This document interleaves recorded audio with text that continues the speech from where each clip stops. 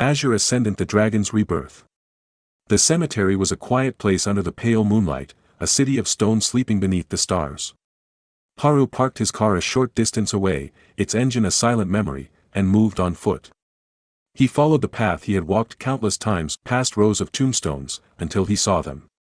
Sora was kneeling by their uncle's grave, a small bouquet of fresh flowers in his hand, and next to him was a girl, her head bowed. Haru took a few soft steps, his feet barely making a sound on the gravel path. He crept up behind them, the silence amplifying their shared grief. Then, he reached out and gently tapped both of them on the shoulder at the same time. The two of them jumped, letting out muffled, comical yelps of surprise as they spun around to face him. Haru's gaze softened as he saw them, but he held on to his tough exterior. He took each of their hands in his grip firm. "Did you two think you could just disappear? Do you have any idea how worried everyone was?" he scolded, but the anger in his voice was already melting into concern. Tears welled up in Sora's eyes, and his shoulders began to shake. "You're always the best at everything," he sobbed, his voice cracking. "You're always right.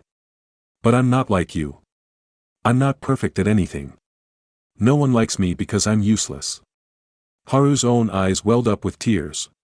He squeezed his brother's hand tighter.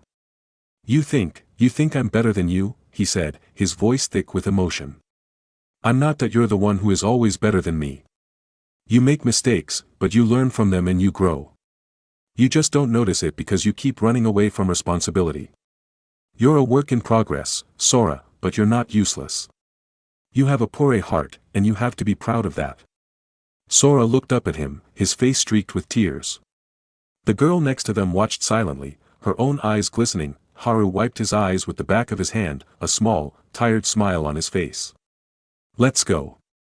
I'm starving," he said, turning to head back to the car. "And you, too," he added, looking at the girl. "Sora, your girlfriend probably hasn't eaten either. I'll get you both something."